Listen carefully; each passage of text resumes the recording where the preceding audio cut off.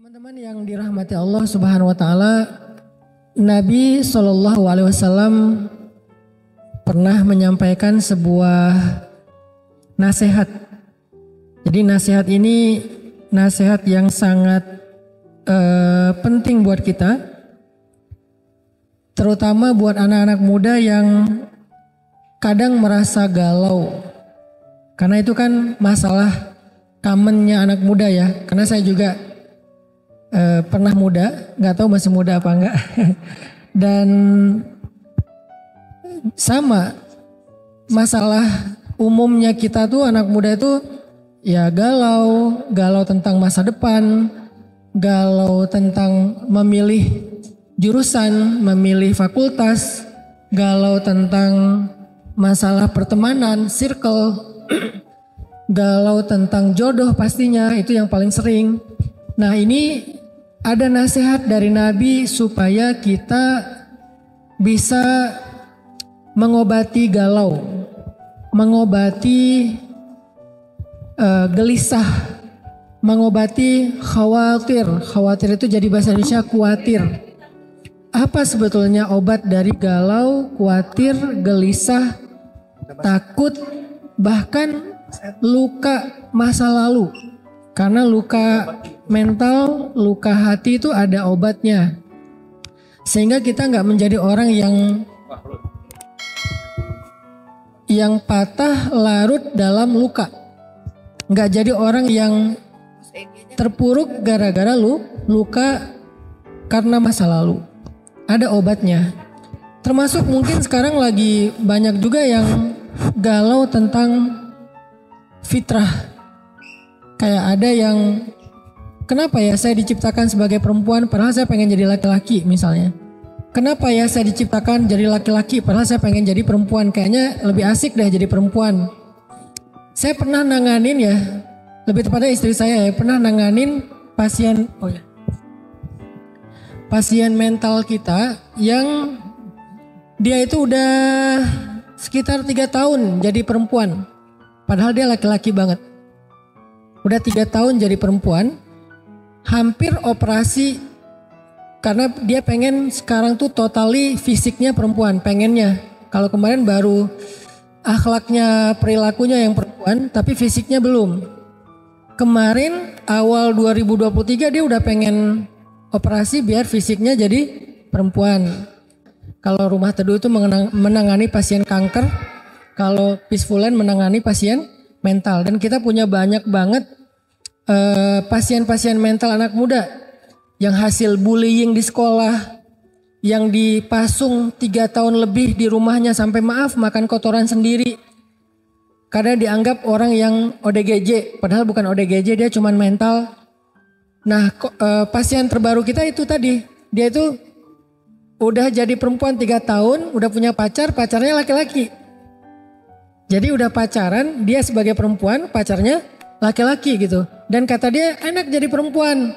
Soalnya kenapa dia jadi perempuan? Awal dia jadi perempuan tuh gara-gara kecewa sama perempuan. Dia itu ditinggalin sama pacarnya perempuan, nikah. Terus dia kayak menyesal jadi laki-laki. Oh gini banget ya jadi laki-laki itu bisa perasaannya nggak dijaga, disakiti, ditinggalin. Ah udahlah saya jadi perempuan aja biar dijaga perasaannya. Akhirnya dia pindah nih, shifting ke perempuan biar perasaannya dijaga. Nah selama dia jadi perempuan, dia ngerasa kayak enak banget. Dikasih jajan, ditraktirin makan, dibeliin hadiah, dijaga perasaannya, disayang, diperhatiin gitu kan. Selama 3 tahun. Tapi kan ini sesuatu yang gak fitrah. Pas ketemu sama kita ajak diskusi, pelan-pelan berubah. Kita dandanin ulang, kita touch up ulang, kita beliin baju yang laki-laki banget, flanel kotak-kotak, celana. Alhamdulillah udah berubah, sekarang dia kerja di kita sebagai tenaga fisik ya, tenaga kayak buruh gitu, kayak tukang gitu ya di kita. Yang fisik banget, udah punya penghasilan sendiri. Terakhir kemarin mau nikah sama pasien mental kita yang ada di tempat kita, tapi pasien juga yang udah survive, perempuan. Jadi dia mau nikah sama perempuan, sekarang udah tunangan. Kenapa muncul kegalauan kayak gini? Nah ini kita pengen bahas nih hari ini. Kenapa ada yang galau masalah fitrahnya? Kok saya perempuan? Kok saya laki-laki? Kok saya nggak jelas mau jadi perempuan apa laki-laki? Kok saya lebih cenderung kepada sesama jenis dan seterusnya? Kenapa saya kok masih jomblo? Kenapa kok saya nggak pernah dapat orang yang ngeklik di hati? Kenapa kok saya jadi orang miskin? Kenapa kok saya punya orang tua yang broken home? Kenapa saya punya ayah dan ibu nggak kayak ayah ibunya teman saya yang mereka tuh happy banget, hangat banget keluarganya? Kenapa kok saya ngambil jurusannya ini padahal kenapa kok saya ngambilnya ekonomi padahal pengen jadi arsitek misalnya, senangnya gambar. Kenapa saya kok disuruh jagain adik padahal saya pengen ada me time. Kita sering mempertanyakan hidup kita sehingga bikin kita tuh kayak protes, galau, gak puas, beban. Dan itu ternyata ada nasihatnya dari Nabi SAW. Apa nasihat Nabi dalam hadis riwayat Al-Baihaqi dengan derajat sahih? Kata Nabi, al-iman bil qadari wal qada yuzilul hamma wal hazan.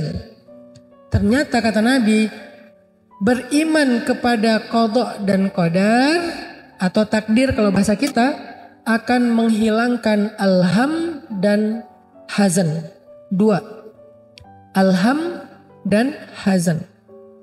Apa itu ham? Ham itu adalah khawatir tentang masa depan. Itu hammun bahasa Arab. Mengkhawatirkan masa depan. Menggalaukan sesuatu yang belum terjadi. Itu namanya hammun.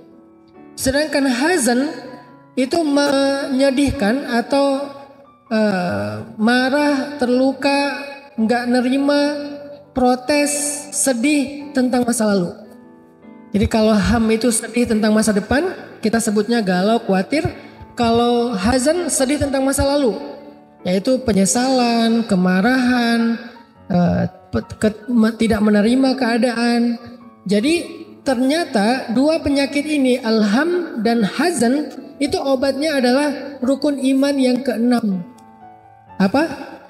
Percaya kepada qada dan qadar. Jadi percaya kepada takdir adalah obat dari hammun dan hazanun. Nah, inilah yang kita hari ini akan belajar. Gimana cara kita mengimani takdir? Terus apa hasil konkretnya dalam kehidupan kita? Lagi-lagi dakwah saya sejak 2014 itu bukan narasi. Kalau saya menyampaikan literasi Islam, apakah itu tentang fikih, tentang akidah, kayak sekarang nih akidah karena bab takdir, atau tentang ma'rifatullah, saya selalu mencoba untuk menerjemahkan Islam dalam aplikasi kehidupan sehari-hari. Kita nyebutnya dengan istilah life hacks. Jadi bukan sekedar lifestyle lagi, malah lebih konkret lagi, yaitu life hacks, cara hidup, bukan sekedar gaya hidup, cara hidup.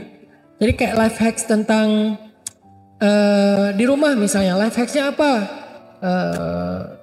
Kalau yang diajarin di luar itu kan kayak cara kita rapiin kamar, life hacks kita ada namanya table manner. Table manner itu cara kita megang garpu, megang sendok, naruh piring, naruh gelas, cara minum, itu kan table manner kan? Itu tuh sebetulnya udah diajarin sama Nabi, namanya adab makan dan minum. Cuman bahasanya nggak ada yang nerjemahin ke bahasa anak muda. Diterjemahkannya ke bahasa pesantren, adab makan dan adab minum. Padahal bahasa anak mudanya table manner. Bahasa lainnya life hacks. Gimana cara makan yang manner banget? Karena manners before knowledge kan, adab sebelum ilmu kalau bahasa pesantren ya, kalau bahasa umumnya manners before knowledge. Nah, ketika kita membahas takdir pun, saya pengen bawa pembahasan takdir itu jangan jadi teori aja, jangan jadi pembahasan wawasan, jangan jadi ilmu syariat, tapi harus jadi life hacks-nya anak muda. Arti life hacks itu bisa diaplikasikan dalam daily life-nya. Benar-benar konkret gitu. Itulah yang akan kita bahas hari ini. Dan itulah yang menjadi spesifikasi dari dakwahnya Hanan Attaqi. Dakwahnya Hanan Attaqi itu bukan dakwah narasi, bukan orasi, karena saya bukan orator, tapi dakwah membangun awareness tentang Islam yang sangat aplikatif atau life hacks, lifestyle, daily life. Itu banget dakwah kita. Jadi kalau saya bahas tentang akidah ma'rifatullah, libatin Allah, bahas tentang syariat, pacarannya nanti aja setelah nikah, pacaran halal tetap asik kok. Nah hari ini ketika kita mau ngebahas tentang takdir, saya pasti akan bawa takdir itu insya Allah ke daily life-nya kalian. Bagaimana cara kita mengimani takdir yang aplikatif dalam kehidupan sehari-hari? Bagaimana cara kita melihat takdir yang bisa up to date dan relate dengan kebutuhan kita hari ini? Itulah pembahasan tentang masalah takdir dengan tema apa kita temanya Kak Buni? Rahasia mengubah takdir. Oke. Poinnya 3 aja, pembahasan kita ada 3 hal. Poin yang pertama adalah apa sih pentingnya membahas takdir ini? Tadi sebagian udah saya sebutin, saya spill di awal. Ternyata mengimani takdir itu penting sekali. Kalau nggak penting nggak masuk dalam rukun iman. Kan dulu Nabi itu pernah didatangi malaikat Jibril ya ceritanya ya. Jadi malaikat Jibril menjelma jadi seorang cowok keren. Kalau dalam bahasa Al-Quran itu basyaron sawiya. Laki-laki yang sempurna. Kalau terjemahan anak muda cowok keren. Jadi ideal banget cowoknya. Lebih daripada Jungkook lah. Kan ini standar cowok keren ya. Ini lebih daripada Jungkook. Walaupun Jungkook keren sih. Ini lebih dari itu gitu. Jadi ada cowok keren datang kepada Nabi. Kenapa saya bilang cowok keren? Itu bukan kata saya, kata Umar.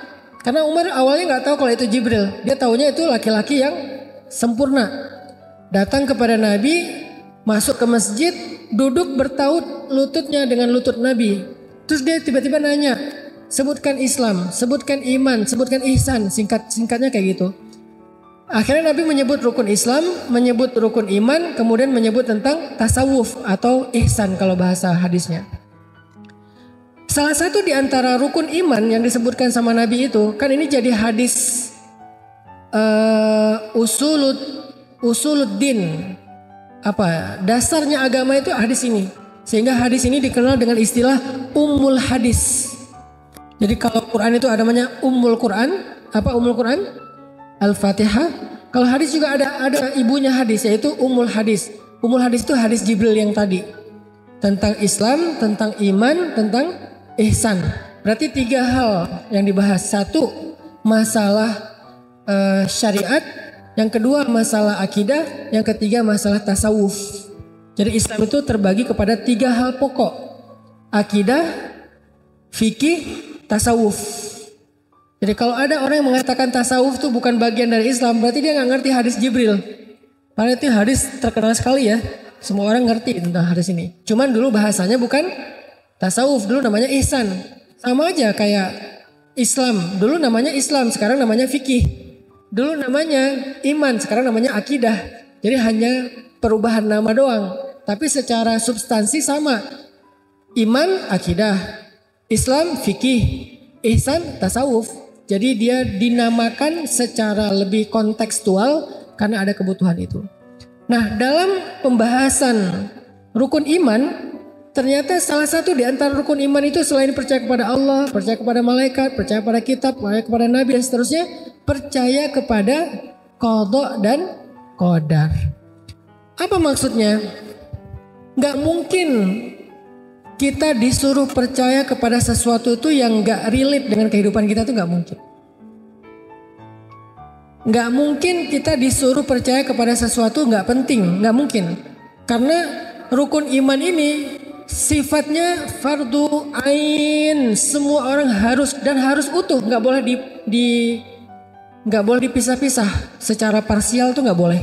Kalau rukun Islam boleh dipisah-pisah, misalnya zakat ya. Kalau kita nggak mampu ya nggak berzakat. Puasa, kalau kita nggak mampu ya berarti fidyah. Kalau nggak mampu qada.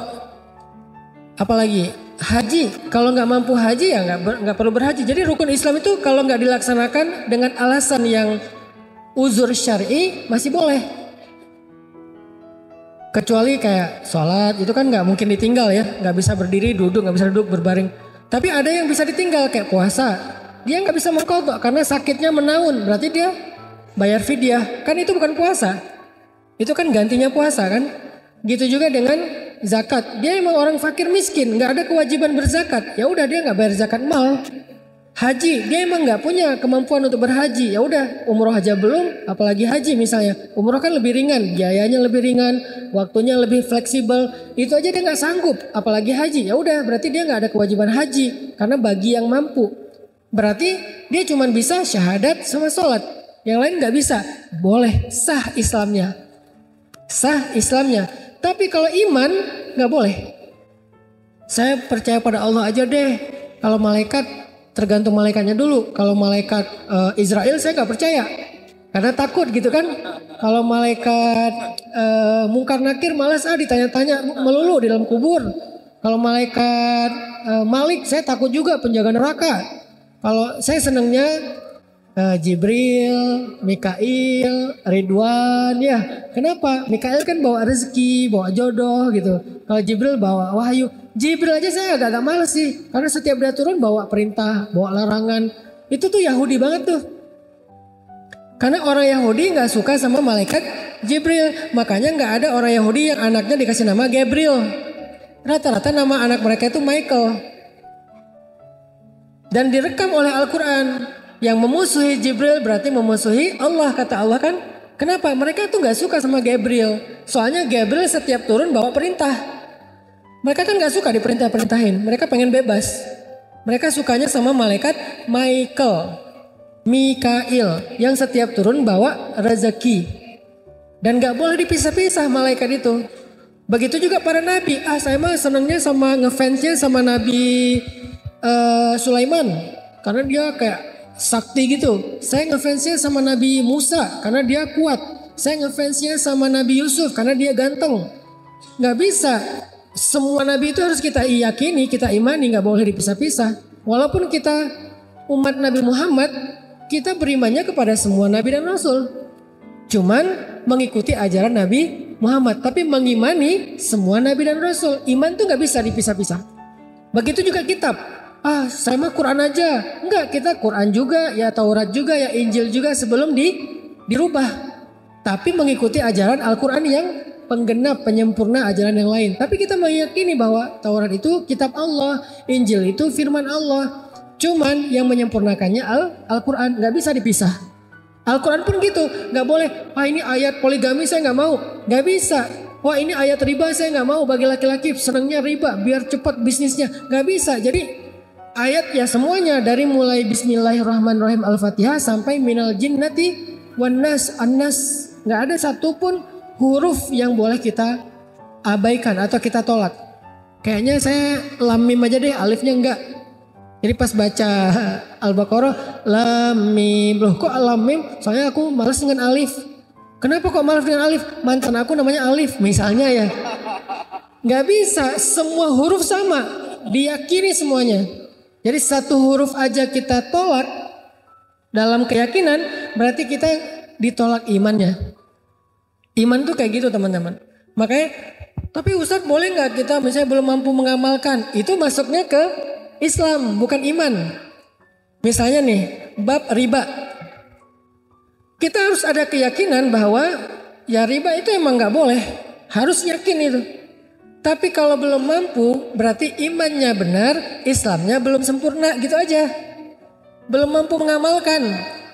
Belum mampu mengamalkan. Kita harus yakin yang namanya hijab menutup aurat itu wajib. Yakin. Tapi kalau auratnya belum sempurna ditutup, ya itu berarti babnya bab Islam bukan bab iman. Imannya udah utuh. Hanya Islamnya lagi bertahap, berproses. Jadi dalam bab iman kita nggak boleh satu pun dikurangin, nggak boleh. Termasuk masalah takdir. Jadi di antara rukun iman ada takdir yang disebut dengan qadha dan qadar. Gak boleh dipisah. Saya percaya takdir yang baik-baik aja deh. Yang buruk-buruk saya kayak gimana ya? Masa sih harus kayak gitu? Nah, nggak bisa. Kita yakini semuanya. Kenapa yakini semuanya? Berarti pasti ada kebaikan di dalamnya. Nggak mungkin Allah menyuruh kita meyakini sesuatu yang nggak ada kebaikan di dalamnya, itu nggak mungkin. Maka itulah pentingnya belajar takdir. Belajar takdir sebetulnya bukan belajar doktrin, bukan. Kesannya kayak kita dipaksa, bukan. Belajar takdir itu adalah belajar untuk healing. Karena kata Nabi tadi apa? Beriman kepada qada dan qadar bisa menghilangkan dua penyakit hati, al-hammu wal hazan. Dan itu adalah healing, self healing buat kita. Bisa mengobati diri kita. Terhadap apa? Terhadap dua penyakit. Penyakit khawatir tentang masa depan, apapun namanya, bisa galau, bisa khawatir, bisa gelisah, dan seterusnya. Dan penyakit sedih tentang masa lalu, yang dikenal dengan istilah hazan. Bisa sakit hati, bisa luka tentang masa lalu, bisa dendam, bisa marah, bisa trauma, apalagi macam-macam variannya. Dua penyakit ini bisa sembuh kalau kita benar-benar tahu bagaimana beriman kepada takdir. Jadi belajar takdir itu bukan belajar doktrin. Saya paling nggak suka Islam itu disampaikan secara doktrin ya. Saya nggak suka. Kenapa? Nggak fair. Sehingga kita nggak siap dengan serangan orang-orang liberal. Kalau kita belajar Islam secara doktrin, kita nggak akan siap dengan logika-logika orang liberal. Berarti kita nggak punya pertahanan. Begitu datang logika orang liberal, kita langsung, oh kayaknya ini yang benar nih. Lebih logis soalnya. Saya selama ini belajar Islam nggak pernah logis. Dipaksa aja sama orang tua saya, ya udah saya nurut. Tapi sekarang saya kan udah dewasa, saya bisa berpikir sendiri. Yang dijajalin adalah pemikiran liberalisme, sekularisasi. Akhirnya kita ya terpengaruh. Makanya dalam pandangan saya nggak bisa kita ngajarin Islam itu secara doktrin. Islam itu emang harus logis, dan Islam itu emang logis kok, nggak usah dipaksain. Logis. Siapa bilang udah terima aja, nggak usah banyak tanya. Nggak gitu cara belajar Islam. Untuk anak kecil ya, kan ini udah remaja, harus belajar secara lebih logis. Apa kebutuhan kita kepada materi Islam? Kenapa kita belajar takdir? Udah terima aja takdir, emang kayak gitu dari sononya. Ayatnya jelas, qala Allah wa qala Rasul. Nggak bisa. Kenapa? Kalaupun kita ambil, kita nggak kuat. Begitu datang badai logika liberalisasi, langsung roboh itu karena kita nggak punya pertahanan, nggak punya reason, nggak punya jawaban, nggak punya alasan, nggak punya sebuah awareness, kesadaran. Kenapa kita begini? Makanya belajar takdir selama ini kan kita disuruh hafal kan, rukun Islam udah hafal, rukun iman udah hafal, bahkan sifat-sifat Allah 20 udah hafal. Mungkin yang lebih serius lagi udah hafal aqaid khamsin, 50 akidah. Sifat Allah yang wajib, sifat Allah yang mustahil, sifat Allah yang jaiz, sifat Nabi yang wajib, sifat Nabi yang mustahil, sifat Nabi yang jaiz. Kita udah hafal aqaid 50. Tapi tahu nggak apa maksudnya? Terus ngerti nggak aplikasinya dalam kehidupan kita apa? Kalau cuma hafalan itu bukan pertahanan. Itu adalah sebuah bahan. Kalau kita nggak tahu cara ngeraciknya, bahan itu tetap mentah. Makanya hari ini kita akan bahas dari sekian banyak materi Islam, satu aja, yaitu tentang beriman kepada takdir. Apa relevansinya dalam kehidupan kita? Ternyata beriman kepada takdir itu obat hati. Ternyata beriman kepada takdir itu adalah self healing. Ternyata beriman kepada takdir itu adalah awareness yang paling tinggi. Kalau kita nggak belajar takdir, kita nggak punya awareness tentang diri kita. Tentang self awareness tuh nggak muncul. Kita nggak, apa saya tuh apa ya? Kenapa ya? Hidup saya ini apa ya? Kenapa ya? Nggak tahu. Sehingga nggak punya self awareness. Kalau nggak punya self awareness, kita tuh mudah dipengaruhi. Jadi belajar takdir itu yang Allah udah terapkan udah Allah rumuskan dalam rukun iman, emang penting sekali. Jadi belajar rukun iman itu yang penting, selain percaya kepada Allah dan seterusnya, itu semuanya penting.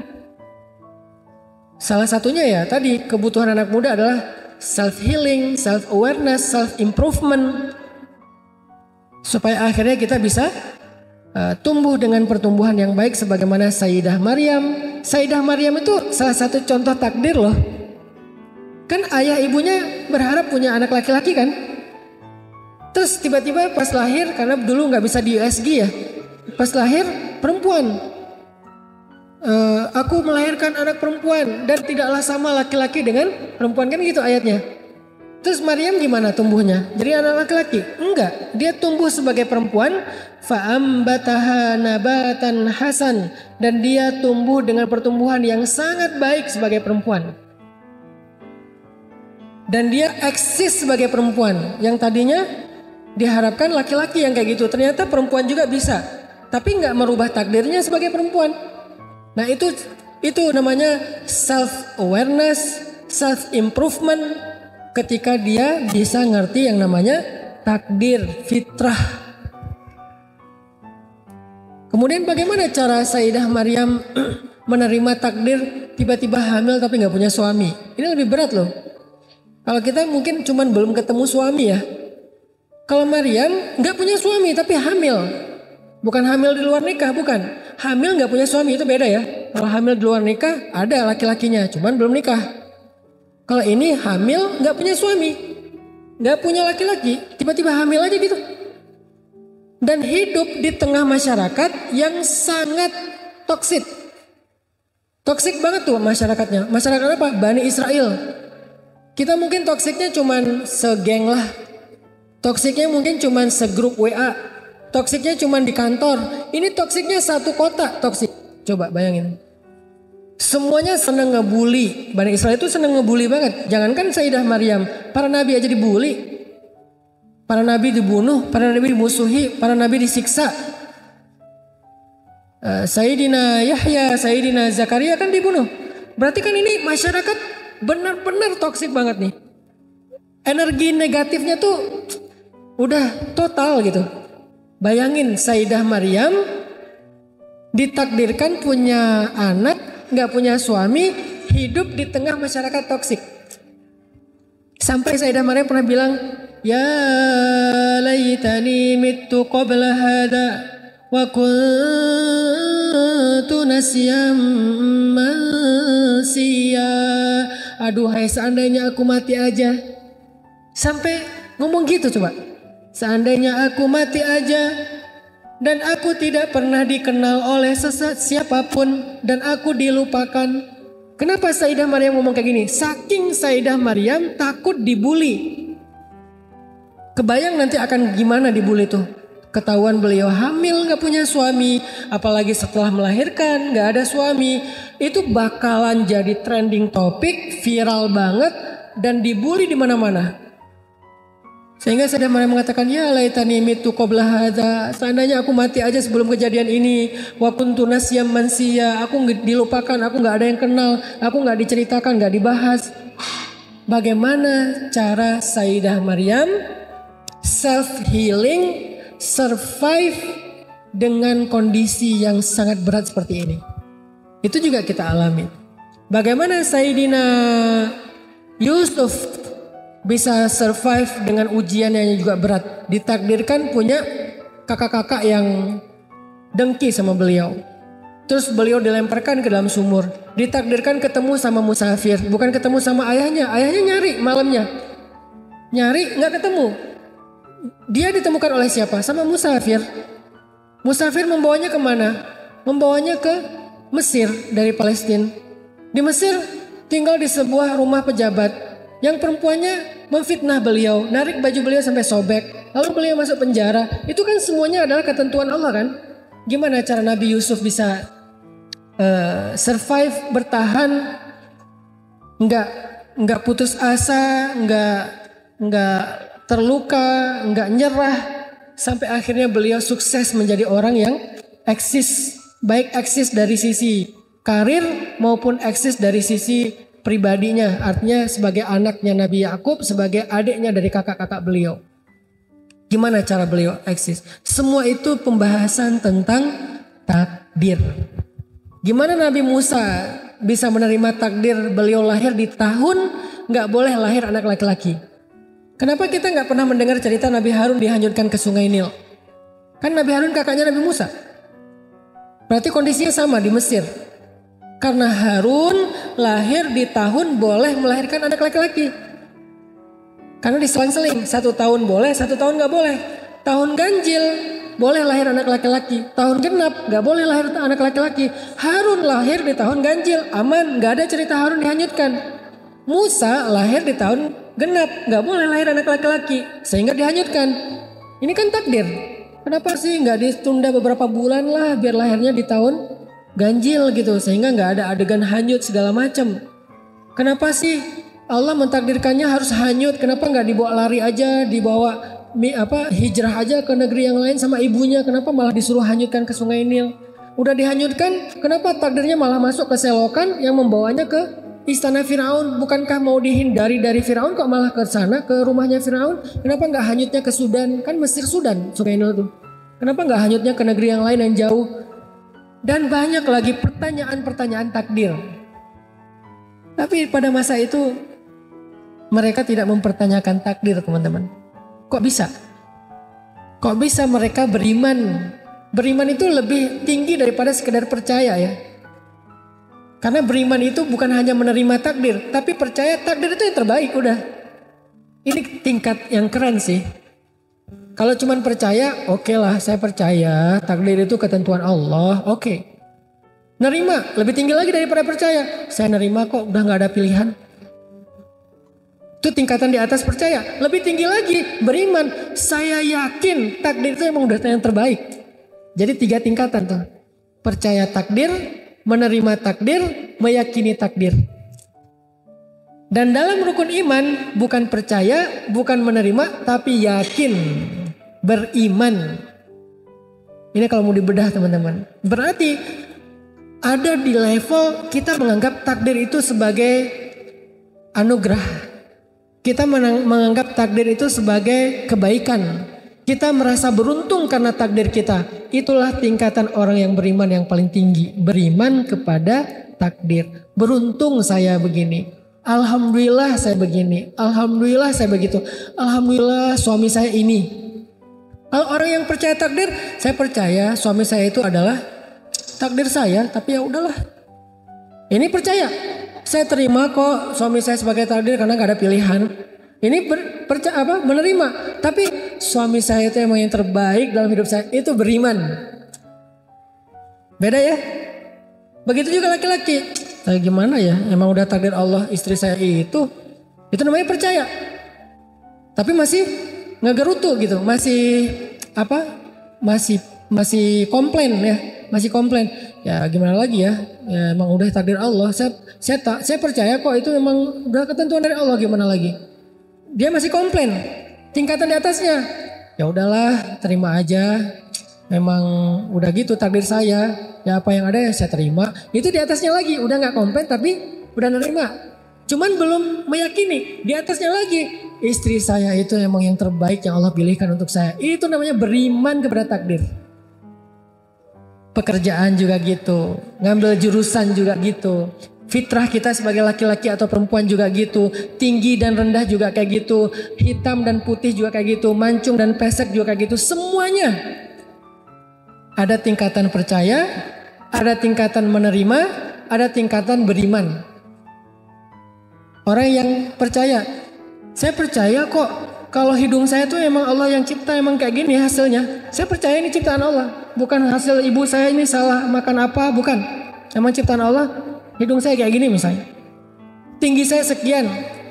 Warna kulit saya kayak gini. Ya udah saya percaya. Tapi bisa nggak ya dirubah? Orang yang percaya masih bisa menolak, masih bisa pengen merubah fitrah. Bisa nggak dirubah? By the way, skincare bukan merubah ciptaan Allah. Setuju Ibu? Skincare adalah merawat ciptaan Allah, bukan merubah. Yang merubah ciptaan Allah itu adalah bukan filter. Yang merubah ciptaan Allah filter. Lebih parahnya lagi, avatar. Udah pakai filter gak puas, diganti jangan avatar, jadinya anime. Apalagi yang merubah ciptaan Allah, alis dikeruk, Yang tadinya horizontal bagus tiba-tiba jadi setengah vertikal diagonal gitu. Kayak Dragon Ball ya. Jadi maksudnya orang yang percaya belum tentu nerima. Bisa jadi dia percaya ini takdir Allah tapi dia protes. Kenapa ya Allah? Kok warna saya kayak gini? Saya pengen kayak bule-bule tuh. Bule-bule pengen kayak kita kan aneh ya. Kenapa bule-bule pada berjemur? Biar hitam. Kenapa kita pakai sunblock tebal-tebal? Kalau ada 100 SPF kita pakai 100 SPF. Kenapa? Biar nggak hitam ya. Itulah manusia. Dia percaya itu ciptaan Tuhan, cuman dia nggak nerima. Ada yang udah tingkatannya ya udahlah, hidung saya memang udah kayak gini, kulit saya memang udah kayak gini, saya terima lah gitu ya. Tapi nggak meyakini itu yang terbaik. Itu namanya nerima. Kalau beriman, alhamdulillah ya Allah saya hitam. Dan hitam itu manis, nggak ada putih manis kan? Hitam manis ya. Saya suka lagu-lagu timur sih. Hitam-hitam manis apa yang apa banyak ya lagu-lagu timur yang kita suka dengar gitu di mobil. Itu kan hitam manis kan? Hitam manis itu hitam itu campurnya manis. Putih. Ya manis juga. Ini namanya nerima. Ya udahlah kulit saya hitam, saya terima aja lah. Udahlah saya nggak mau protes. Tapi orang yang beriman, alhamdulillah kulit saya hitam. Alhamdulillah rambut saya keriting. Alhamdulillah ayah saya ini. Alhamdulillah ibu saya ini. Alhamdulillah pasangan saya ini. Alhamdulillah anak saya ini. Alhamdulillah pekerjaan saya ini. Alhamdulillah. Dia alhamdulillah terus. Itu namanya beriman kepada takdir. Bukan cuman percaya, bukan cuman nerima, tapi yakin itulah yang terbaik. Itulah yang disebut dengan beriman kepada takdir, teman-teman. Kalau udah sampai ke level itu, makanya kata Nabi, hilanglah hammun wal hazan. Hilanglah rasa khawatir, hilang juga rasa kecewa. Kalau udah sampai di level beriman. Tapi kalau masih percaya atau nerima, belum tentu hilang. Ustadz, saya percaya kok ke takdir, tapi kenapa saya masih gelisah? Karena masih percaya, belum beriman. Ustadz, saya nerima kok ketentuannya hidup saya kayak gini, kenapa masih sedih, kecewa? Karena baru nerima, belum beriman. Ayatnya, hadisnya, beriman. Kata Nabi, al-imanu bil qadha'i wal qadar. Beriman kepada qadha dan qadar, bukan percaya. Bukan nerima, tapi beriman. Meyakini inilah yang terbaik. Meyakini inilah yang terbaik. Terus kenapa kok judulnya merubah takdir? Nanti kita bahas. Karena merubah takdir kesannya kayak gak nerima ya. Pengen dirubah aja, boleh gak Ustadz? Saya kembali masuk ke mesin waktu, kembali ke masa lalu, gak jadi nikah sama orang ini. Misalnya, boleh nggak saya cari yang lain aja, saya nyesel nikah sama dia. Ini kan berarti dia percaya tapi nggak nerima. Sehingga dia pengen merubah. Apakah itu maksud dari judul merubah takdir? Nah, nanti kita bahas. Makanya satu-satu ya, bahas takdir ini angle-nya beda sama yang teman-teman biasa dengar kan. Biasanya kan dengar takdir itu ya udah. Kalau nggak masuknya kadang kalau pembahasan versi orang liberal ya. Karena masuknya kalau nggak ke Jabariyah ya Qadariyah. Bahaya banget tuh. Kalau nggak Qadariyah, Jabariyah. Qadariyah itu apa? Hidup kita itu kita yang tentukan. Kita punya pilihan, kita punya kehendak, kita yang menentukan baik buruknya. Semuanya itu believe in yourself. Agak materialistis dan liberal. Nggak percaya kepada ketentuan Allah. Kita tuh harus mengandalkan diri kita sendiri. Kita nggak bisa ngandalin orang lain. Kita nggak bisa berharap ke siapa-siapa. Kita lah yang menentukan masa depan. Kita yang berusaha menjada wajada. Nah, ini jadinya ke arah apa? Qadariyah. Sehingga nggak ada peran Tuhan di situ. Kalau nggak ada peran Tuhan, ya udah nggak usah berdoa. Nanti muncul pertanyaan yang agak nakalnya apa? Ngapain sih rajin-rajin sholat? Emang kalau udah rajin sholat hidup kamu berubah? Gitu. Itu Qadariyah banget tuh. Warnanya warna Qadariyah. Emang kalau kamu udah rajin ngaji, hidup kamu bakal bahagia? Bukankah hidup itu tergantung kita? Itu tuh Qadariyah banget. Cuman istilahnya bukan Qadariyah sekarang. Istilahnya apa? Believe in yourself. Sebetulnya ini adalah awareness dengan warna Qadariyah. Aliran sesat yang ada di zaman dahulu. Dulu aliran sesat akidah tuh banyak. Ada Khawarij, ada Syiah, ada Mu'tazilah, ada Qadariyah, ada Jabariyah. Yang belajar sejarah akidah tahulah. Banyak banget, lebih daripada 100 aliran. Yang kemudian diluruskan lagi sama Ahlus Sunnah wal Jamaah yang inisiatornya adalah Abu Hasan Al-Asy'ari sama Abu Mansur Al-Maturidi. Kita mengenalnya dengan istilah akidah Ahlus Sunnah wal Jamaah atau akidah Asy'ariyah. Itu meluruskan akidah setelah menyimpang. Beda sama sahabat, sama. Kenapa nggak balikin aja ke sahabat? Sama, balik ke sahabat dan Nabi. Cuman karena penggagasnya adalah Abu Hasan Al-Asy'ari dikenal dengan istilah nama akidah Asy'ariyah. Sebetulnya akidah Asy'ariyah itu akidah Nabi dan para sahabat. Salafus Sholih. Jadi jangan dibikin seolah-olah aswaja dengan Nabi dan sahabat itu kayak berbeda gitu ya. Sehingga kita kembali aja kepada Nabi dan sahabat. Asy'ari mah belum tentu benar. Asy'ari itu memurnikan akidah setelah menyimpang.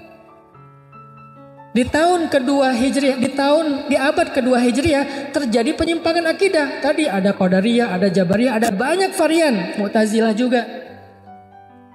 Sehingga karena menyimpangnya luar biasa, datanglah Abu Hasan Al-Asy'ari untuk meluruskan kembali, mengembalikan, mentajdid, memperbaharui seperti akidahnya Nabi dan sahabat. Maka sejak saat itu dikenal dengan istilah Ahlus Sunnah wal Jamaah atau akidah Asy'ariyah. Jadi bukan aliran baru, itu bukan. Itu fitnah. Kalau mengatakan Asy'ariyah itu adalah aliran baru, itu fitnah. Balik lagi ke cerita takdir. Kalau versi Qadariyah, hari ini anak-anak muda yang alirannya udah mulai Qadariyahan itu sering bilang kayak tadi tuh, ngapain sih rajin-rajin sholat? Ngapain sih rajin-rajin ngaji? Ngapain sih rajin-rajin ke masjid? Emang kalau kamu sering ke masjid hidup kamu bakal berubah?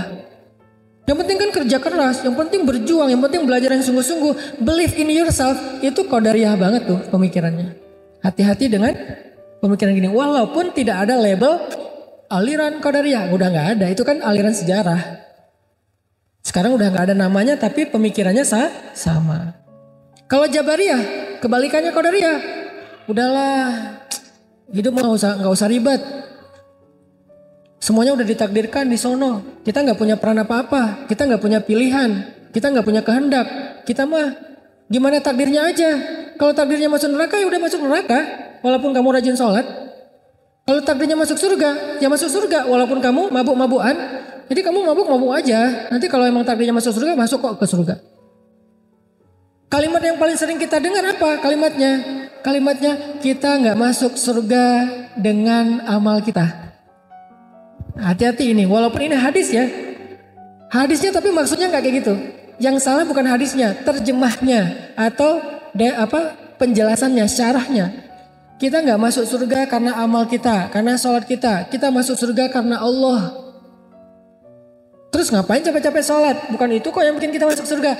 Kesana arahnya dari orang-orang yang Jabariyah.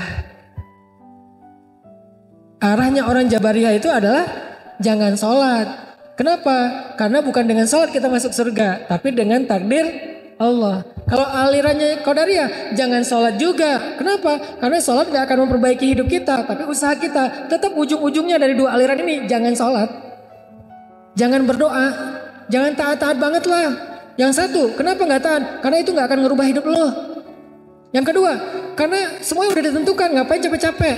Bukan itu yang buat kita akan masuk surga. Sama, ini ekstrim kanan, ekstrim kiri nih. Yang satu kesannya kayak percaya banget sama takdir. Yang satu lagi menentang banget takdir. Tapi ekstrim kanan, ekstrim kiri. Muncullah Ahlus Sunnah wal Jamaah yang wasatiyah, pertengahan. Apa pertengahannya? Ini kata-kata yang tepat tentang Ahlus Sunnah wal Jamaah dalam bab takdir. Kita merencanakan, Allah yang menentukan.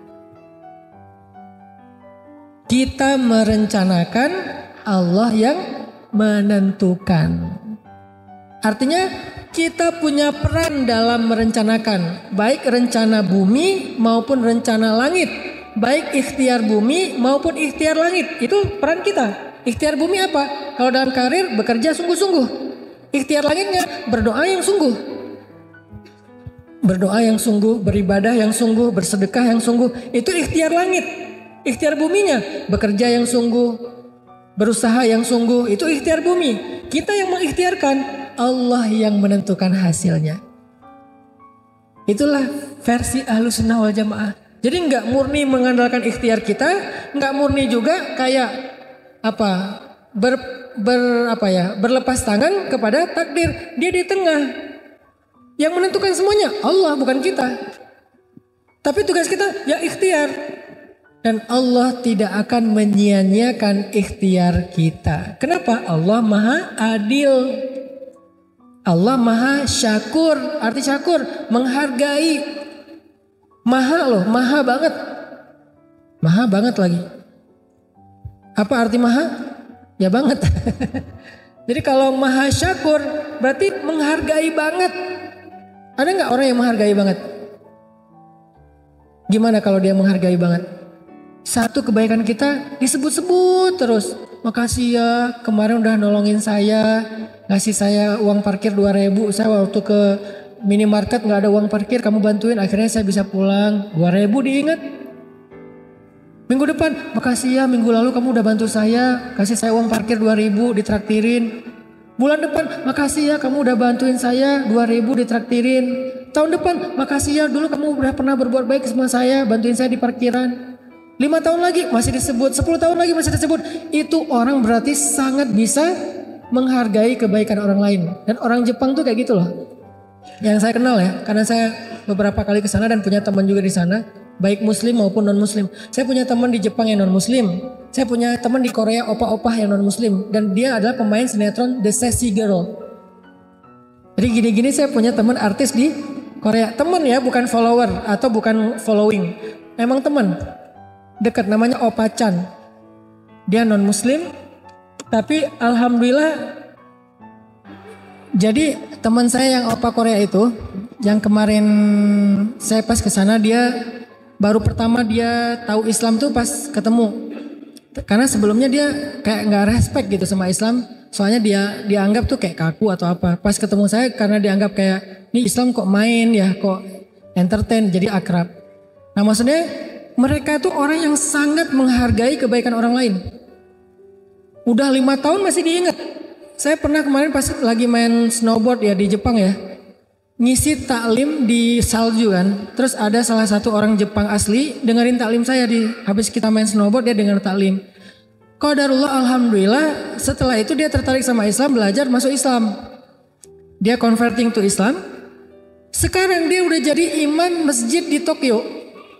Jadi sensei, jadi guru agama Islam di Tokyo. Kemarin pas saya datang lagi, dia ketemu saya 2018. Kemarin 2023 saya ke sana lagi. Dia nyamperin, pas tahu poster saya ada kajian di Jepang, dia nyamperin. Saya udah lupa kan. Dia bilang, "Ustadz ingat gak dulu waktu di gunung mana gitu, saya juga lupa nama gunungnya. Saya dengar taklim Ustadz. Saya berkesan. Sekarang saya belajar Islam terus, saya udah jadi muslim. Sekarang saya jadi sensei, jadi guru Islam di Masjid Tokyo. Itu karena asbab Ustadz gini. Dia ingat kebaikan itu. Saya juga udah lupa. Itu yang namanya mindfulness of others. Ingat banget dengan orang lain. Allah lebih dari itu karena Allah asy-syakur. Jadi kalau manusia aja ada yang ingat kebaikan kita bertahun-tahun, Allah udah pasti lebih. Sehingga gak mungkin takdir Allah itu dalam rangka menzolimi kita. Takdir Allah dalam rangka menyia-nyiakan amal kita. Anni la udhi'u amala amilin minkum min dzakarin wa unsa. Aku tuh gak pernah nyanyain amal kalian, baik laki-laki maupun perempuan, kata Allah. Semuanya ada balasannya. Walaupun mithqala dzarrah, walaupun sekecil butiran padi, Allah menghargai itu. Makanya dalam bahasa kita tadi, kita merencanakan, Allah yang menentukan. Tetapi Allah pasti menentukan yang terbaik buat kita. Itu yang dimaksud dengan beriman kepada takdir. Jadi beda sekali antara percaya takdir dengan beriman takdir. Apa bedanya? Percaya takdir cuman tahu ya ini saya diciptakan sebagai laki-laki, itu Allah yang ciptakan. Percaya saya. Tapi belum tentu menerima. Tapi kenapa ya kok laki-laki, kan saya pengen jadi perempuan. Kalau mau kayak gitu, saya tuh lebih bisa mempertanyakan, suara saya ini udah cocok nih. Saya paling sebel kalau nelpon operator tuh. Halo halo, ada yang bisa dibantu bu? Bu, saya berewokan, saya bilang. Kalau mau mempertanyakan, artinya percaya takdir itu cuman percaya bahwa itu adalah ketentuan Allah, tapi belum tentu nerima. Di atas percaya, nerima, ya udah deh saya terima aja, suami saya kayak gitu, emang udah takdir dari Allah. Istri saya kayak gitu, emang takdir dari Allah. Saya jomblo, emang takdir dari Allah. Saya masuk fakultas ini salah jurusan, emang takdir dari Allah. Saya terima aja lah, udah saya jalanin aja. Itu baru nerima. Tingkatan di atas percaya. Yang paling keren itu beriman. Inilah yang terbaik. Kita percaya, yakin bahwa inilah yang terbaik. Oh suami ini, inilah yang terbaik untuk saya. Istri yang ini, inilah yang terbaik untuk saya. Harta segini, inilah yang terbaik untuk saya. Karirnya begini, inilah yang terbaik. Itu baru disebut dengan beriman kepada takdir. Lebih tinggi dari percaya, lebih tinggi dari nerima.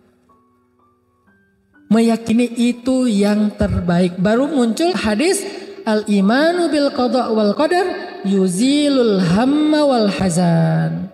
Beriman, meyakini takdir itu yang terbaik akan menghilangkan rasa khawatir tentang masa depan dan juga rasa menyesal atau sedih tentang masa lalu.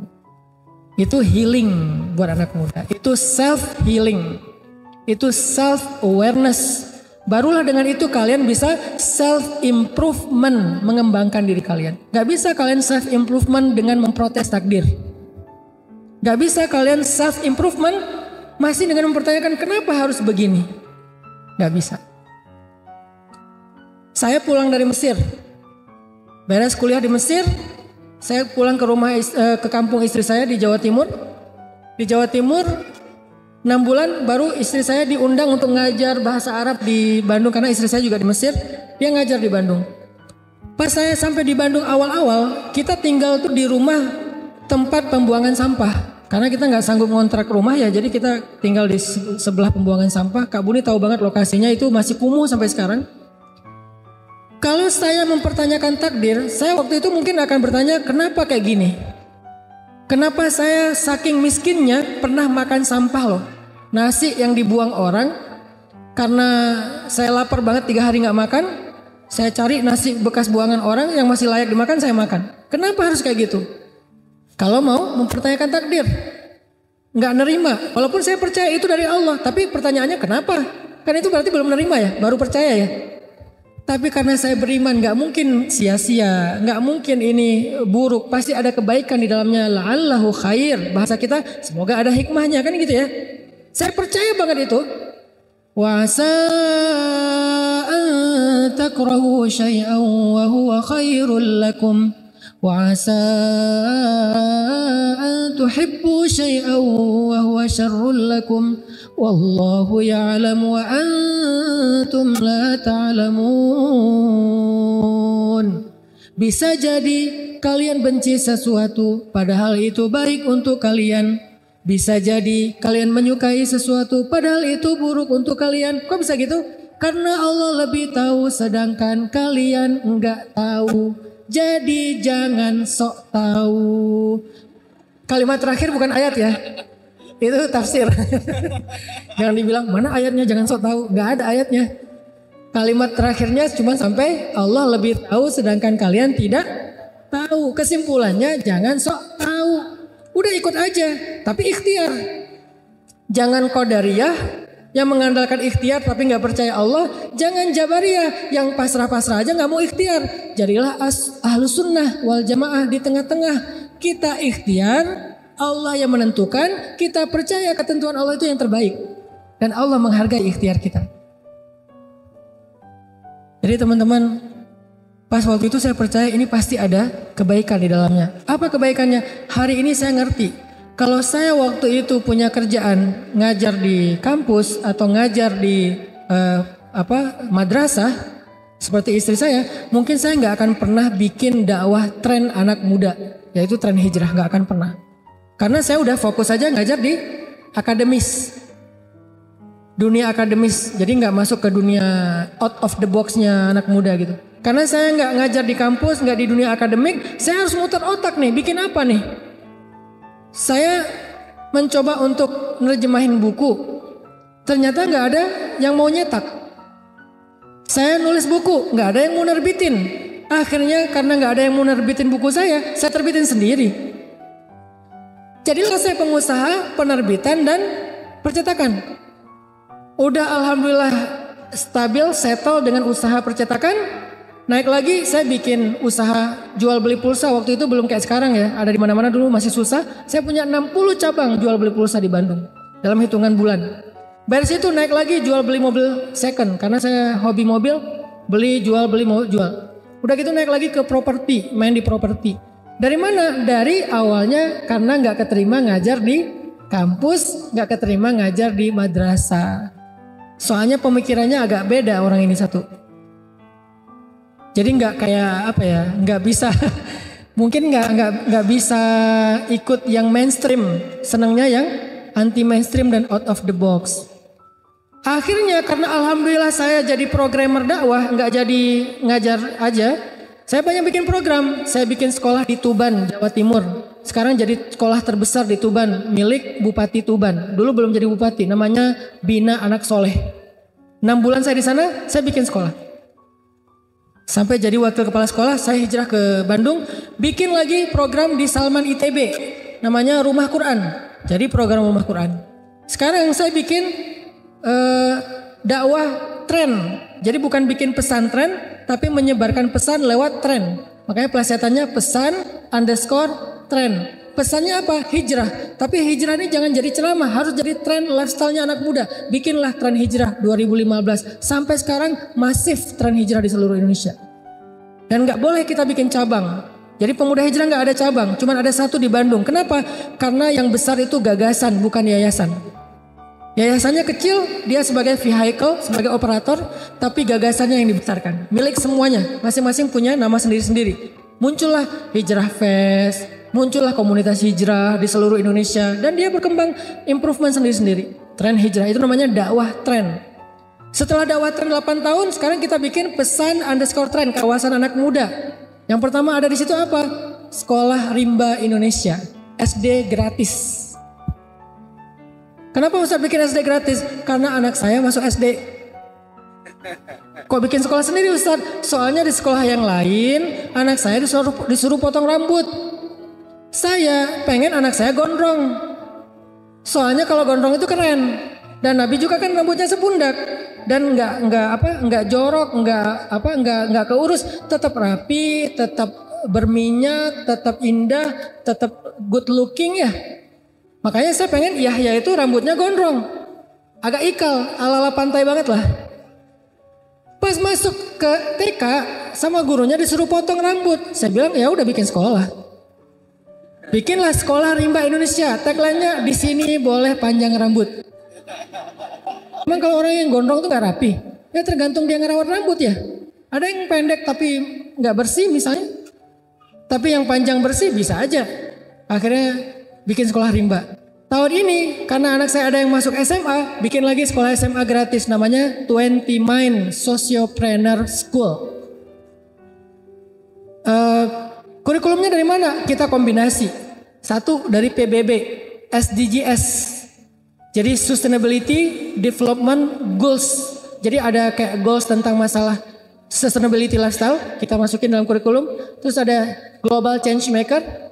Terus ada namanya Asoka, juga tentang change maker. Terus pastinya dari Islam karena kita menguasai di bidang itu. Jadilah sekolah 20 Mind dengan tagline Success Before 20. Kenapa sukses harus tunggu 30 tahun dulu? Sebelum 20 tahun dia bisa jadi CEO kok. Dia bisa punya business owner. Dan kita punya banyak cerita tentang itu. Dan kita punya komunitas atau ekosistem yang bisa kayak gitu. Itu adalah hikmah. Itu adalah takdir terbaik dari saya nggak keterima ngajar di kampus, nggak keterima ngajar di madrasah. Yang keterima berarti itulah takdir terbaik dia. Saya nggak keterima, itulah takdir terbaik saya. Begitu orang yang beriman kepada takdir, bukan cuman percaya, bukan cuman nerima, tapi beriman, meyakini takdir itulah yang terbaik untuk dia.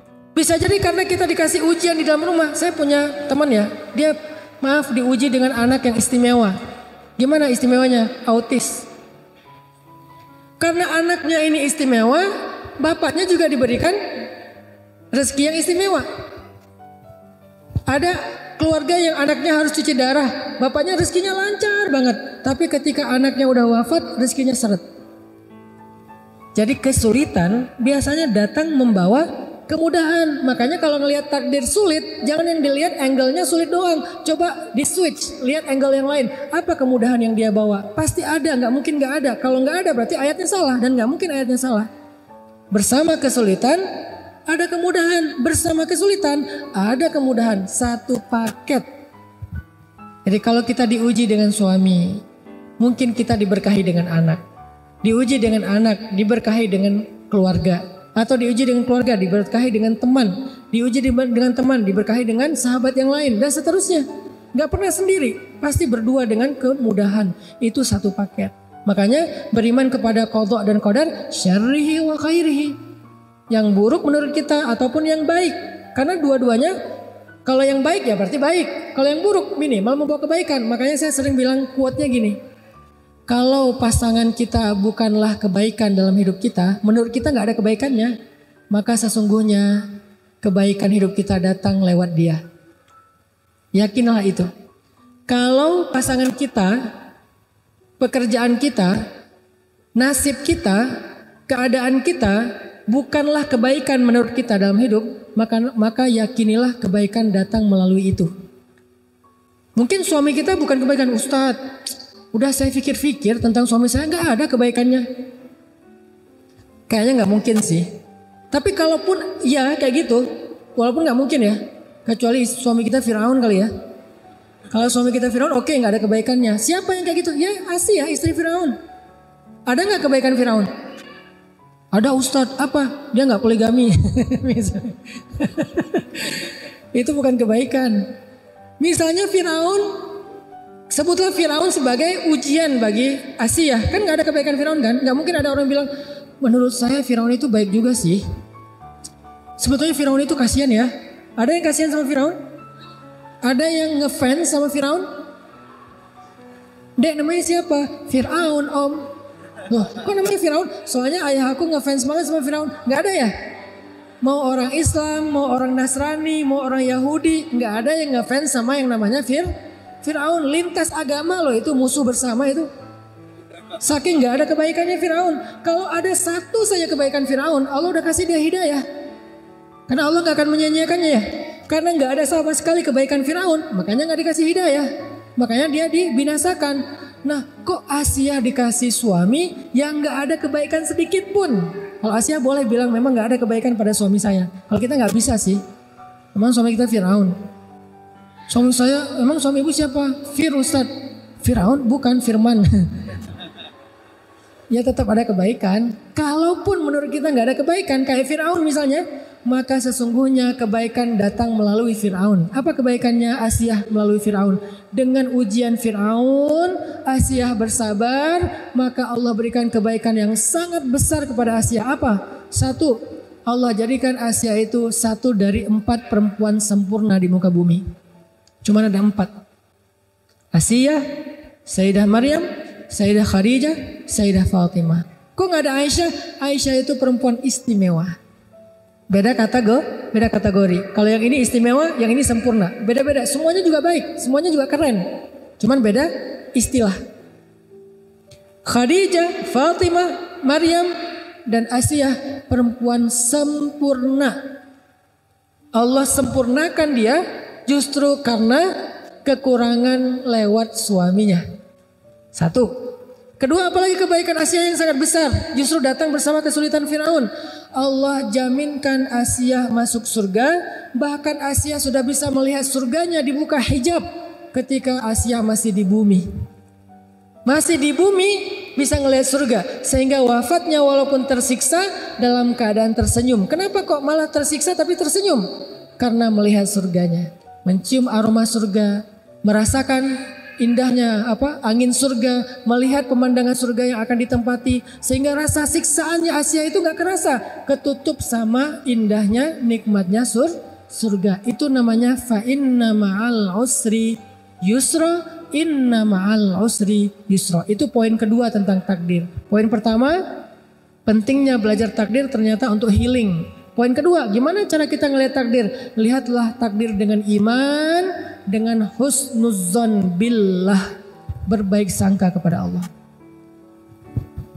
Nggak boleh kita ngelihat takdir seperti kacamata qadariyah bahwa semuanya kita yang tentukan, atau kacamata jabariyah bahwa semuanya udah diatur, kita mah nggak ada peran apa-apa, jadi nggak usah ngapa-ngapain.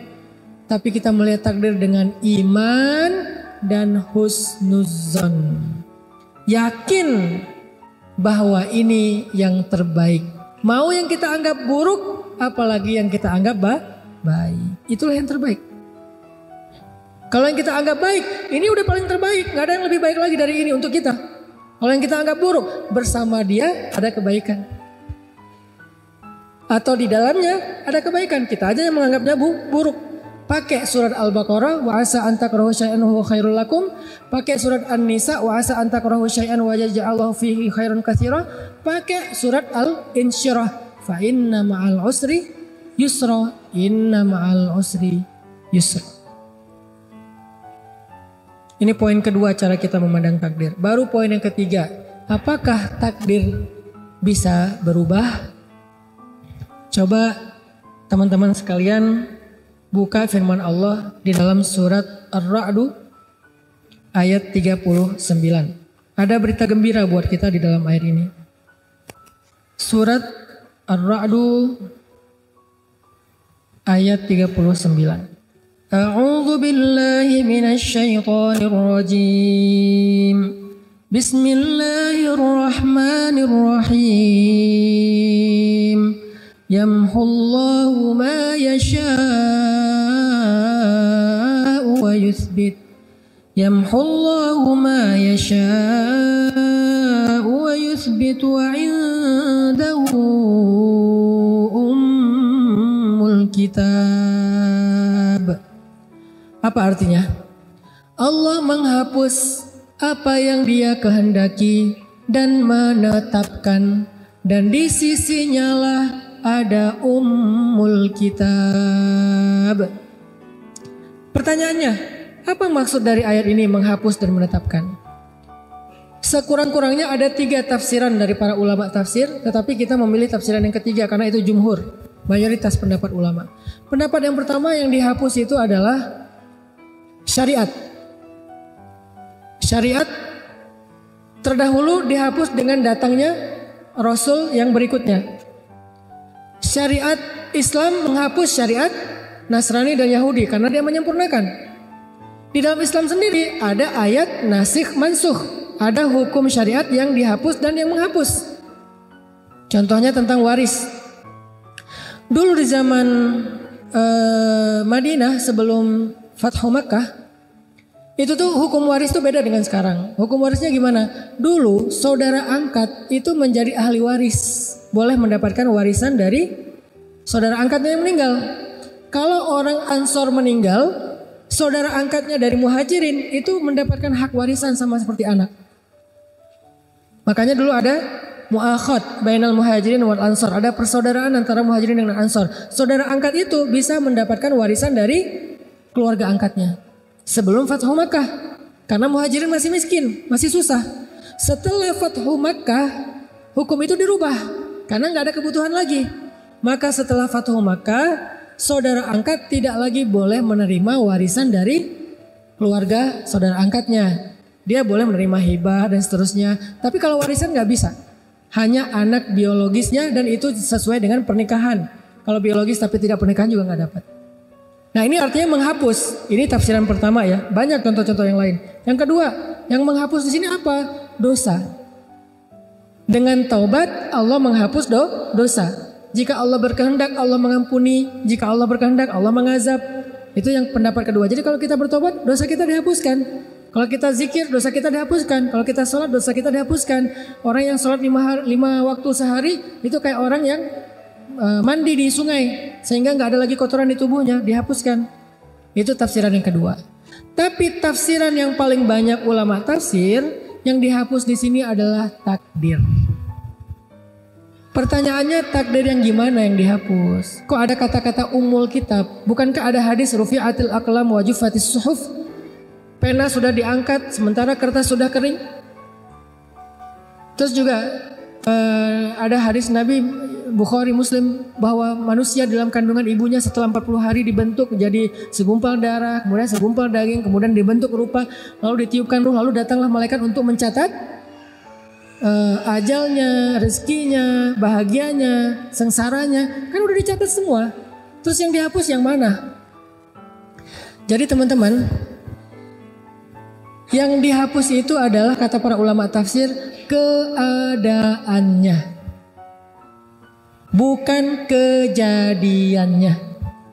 Contoh, kita matinya kapan? Itu udah takdir tercatat di Lauhul Mahfuz. Nama lain dari Lauhul Mahfuz itu adalah Ummul Kitab. Sebelum kita diciptakan itu udah ditulis di Lauhul Mahfuz. Ketika kita diciptakan ditulis ulang lagi oleh malaikat. Jadi 2 kali kita dicatat. Dicatat yang pertama di Lauhul Mahfuz, namanya Ummul Kitab, wa indahu Ummul Kitab, di sisi Allah, nggak ada yang tahu, malaikat juga nggak tahu. Kemudian Allah suruh malaikat untuk menulis ulang ketika di dalam rahim ibu, baru malaikat tahu. Udah dicatat tuh, kapan ajal kita, mati kita kapan, di mana. Tapi keadaannya Allah yamhu wa yuthbit. Allah berkehendak untuk menghapus dan menetapkan, tapi semuanya ada dalam ilmu Allah, disebut dengan qada. Qada itu artinya ilmu, pengetahuan Allah. Bukankah Allah punya sifat ilmun, kudrat, iradat ya? Sedangkan takdir kan ada qada, ada qadar. Qada itu ilmu Allah, qadar itu kejadiannya. Kejadiannya tidak berubah. Kita akan mati pada tanggal itu. Tetapi keadaannya bisa husnul khotimah, bisa su'ul khotimah. Sehingga muncullah doa dari Umar bin Khattab dan Abdullah ibnu Mas'ud tentang takdir. Dan kedua sahabat ini ulamanya sahabat, bukan sahabat biasa, ulamanya sahabat. Jadi sahabat itu ada 7 ulama mereka, kibarus sahabah atau kibarul ulama indas sahabah. 7 ulama besarnya sahabat. 2 di antara 7 itu Umar dan Abdullah ibnu Mas'ud.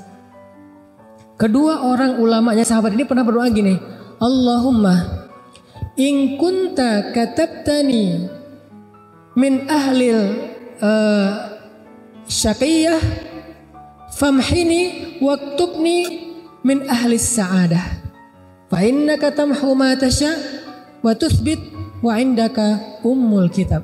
Ya Allah, seandainya engkau mencatat aku termasuk orang yang sengsara, yang celaka, yang gak bahagia, hapuslah catatanku dan gantilah aku menjadi orang yang bahagia. Engkau menghapus apa yang engkau kehendaki dan menetapkan, dan di sisimulah ummul kitab. Umar bin Khattab pernah melakukan perjalanan dari Madinah ke satu negeri. Di tengah jalan tiba-tiba dapat berita bahwa negeri itu sedang diserang wabah yang menular. Kalau di kita tuh kayak pandemi yang kemarin ya. Nah, pas Umar tahu di sana itu lagi ada wabah dan menular, Umar balik arah pulang, gak jadi lanjut. Terus orang-orang nanya kepada Umar, afirarun min qadarillah ya Amirul Mukminin? Apakah kita lagi lari nih dari takdir Allah wahai Amirul Mukminin? Apa jawaban Umar? Naam, firarun min qadarillah ila qadarillah. Ya, kita lagi lari dari satu takdir Allah ke takdir yang lain. Apa maksudnya? Kita lari berharap mendapatkan takdir yang baik, menghindar takdir yang buruk. Takdir yang maksud di sini apa? Keadaannya. Dan semua itu ada di dalam ilmu Allah. Semua itu tercatat di Lauhul Mahfuz. Makanya tugas kita berikhtiar, merencanakan, berharap, meminta kepada Allah. Allah yang mengubahnya. Iyasya yamhu wa iyasya yuthbit. Kalau Allah berkehendak ya Allah hapus. Kalau Allah berkehendak ya Allah tetapkan. Tapi semuanya adalah ketentuan Allah dan Allah maha adil kepada hambanya. Jadi kita matinya tetap di tanggal yang sama, tapi dalam keadaan yang Allah berkehendak seperti apa dan kita berharap yang terbaik. Begitu juga jodoh. Jadi siapa jodoh kita misalnya ditetapkan? Si Agus misalnya. Mas Agus. Ya udah nggak akan jadi bagus, ya Agus aja, nggak ditambah B ya. Jadi Agus tetap Agus. Tapi kalau kita belum berdoa kepada Allah meminta takdir yang baik, bisa jadi Agus ini dijengkelin.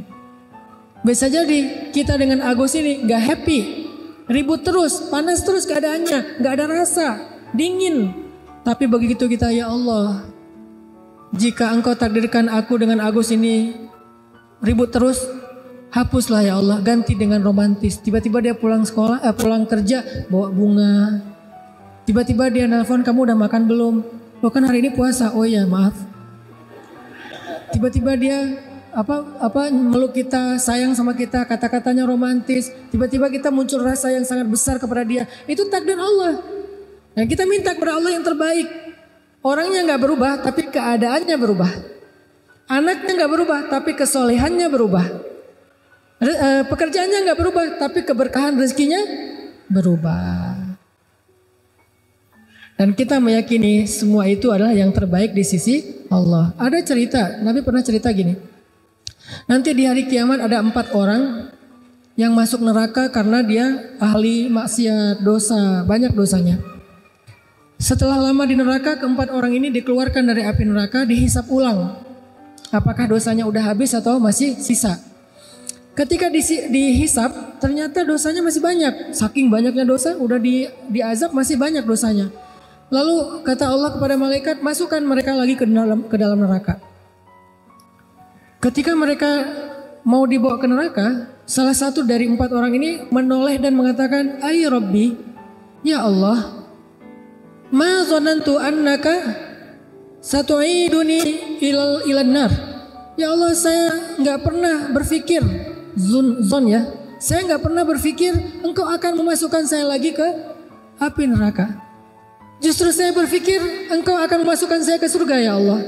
Saya pikir engkau sudah mengampuni dosa saya ya Allah. Saya nggak pernah berpikir engkau akan memasukkan saya lagi ke dalam neraka. Dia husnuzon kepada Allah.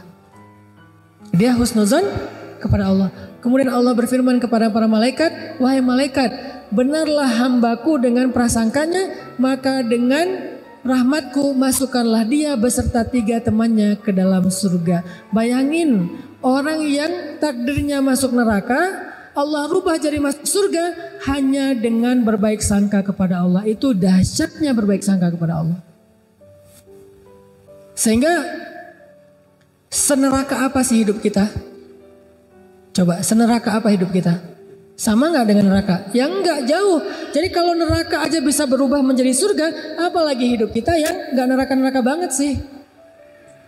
Walaupun kita bilang hidup saya neraka banget, Ustaz, enggak, jauh dari neraka. Kita aja nggak tahu gimana azab api neraka ya. Hidup kita tuh nggak neraka sama sekali, walaupun nggak surga-surga banget juga sih.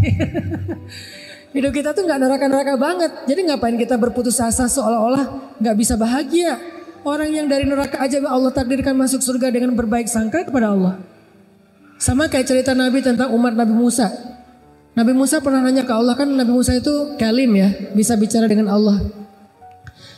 Rabbi, kata Nabi Musa, siapa umatku yang paling rendah derajatnya, yang paling telat masuk surganya?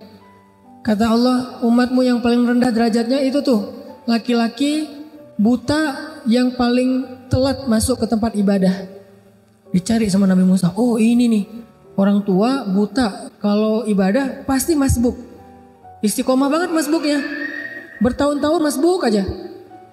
Ke ma'bad, ke tempat ibadahnya Nabi Musa, dia pasti telat. Ini nih orang yang paling rendah nih. Suatu saat dia wafat. Ketika dia wafat, Nabi Musa nanya kepada Allah, ya Rabbi, di neraka mana dia sekarang setelah dia wafat? Kata Allah, Musa, dia di dalam taman-taman surga. Kuburnya seperti taman surga. Nabi Musa heran, ya Rabbi, bukankah dia itu orang yang paling rendah, yang paling terakhir dapat nikmat surga? Kenapa kuburnya bukan jadi lubang neraka, apa malah jadi taman surga? Apa kebaikan dia ya Rabbi? Padahal dia orang yang paling rendah. Harusnya kami duluan yang masuk surga. Kenapa dia duluan? Maksudnya surga kubur ya. Lalu Allah menjawab, Musa, suatu hari dia diajak jalan sama teman-temannya di apa istilahnya tuh? Dituntun. Dia diajak jalan sama temannya, dituntun sampai ke sebuah taman yang sangat luas, indah, nikmat. Terus temannya bilang, taman ini luas banget ya, kata temannya. Terus dia bilang gini, enggak, sesungguhnya rahmat Allah lebih luas. Dia cuma ngomong gitu, berbaik sangka kepada Allah. Enggak, sesungguhnya rahmat Allah itulah yang paling luas. Wahai Musa, benarlah hambaku, rahmatku luas, maka dengan rahmatku aku rubah takdirnya menjadi ahli surga. Sama kayak nenek di zaman Nabi Musa juga. Nabi Musa itu ceritanya banyak banget, baik dalam Al-Quran maupun di hadis. Kan di Al-Quran itu cerita yang paling panjang selain cerita Nabi Muhammad, Nabi Musa ya. Ada di banyak surat kan. Di dalam hadis juga Nabi pernah bercerita tentang nenek-nenek yang minta anak. Ya Nabi Allah, berdoalah kepada Allah supaya saya punya anak. Nabi Musa, ya Allah ini ada nenek-nenek yang minta anak. Kata Allah, Musa takdirnya dia gak akan punya anak. Nek maaf ya, Allah udah mentakdirkan nenek gak punya anak. Oh iya, pulang. Besok balik lagi, ya Nabi Allah, doakan kepada Allah saya punya anak. Kan udah kemarin, siapa tahu hari ini berubah. Ya Allah, nenek yang kemarin minta anak. Musa, takdirnya gak akan punya anak. Nek, kata saya juga, sabar ya gak akan punya anak. Walaupun dialognya gak gitu-gitu banget sih. Ini storytelling. Oh iya, pulang lagi. Lusa datang lagi. Nabi Musa doain saya punya anak. Kan udah kemarin. Siapa tahu hari ini berubah. Ya Allah, nenek yang kemarin takdirnya gak akan punya anak. Nek, sabar aja. Takdir nenek emang gak akan punya anak. Ya udahlah. Ya pulang. Gak balik-balik lama. Setelah sekian lama datang-datang bawa bayi. Nabi Musa. Tangannya gak gini sih. Nabi Musa. Nenek yang dulu iya. Ini siapa? Ini anak saya. Anak saya gimana maksudnya? Ya anak biologis saya. Nenek ini pakai bahasa biologis. Ilmiah banget. Ini anak saya, ini anak kandung saya kalau bahasa orang dulu ya. Gimana ceritanya nenek bisa punya anak? Ya tanya aja ke Allah. Ya Allah, gimana cerita si nenek bisa punya anak? Allah bilang, setiap kali dia datang kepadaku berharap punya anak, aku jawab takdirnya gak akan punya anak. Dia pulang dengan mengatakan, Ya Rahim, irhamni. Ya Rahim, irhamni.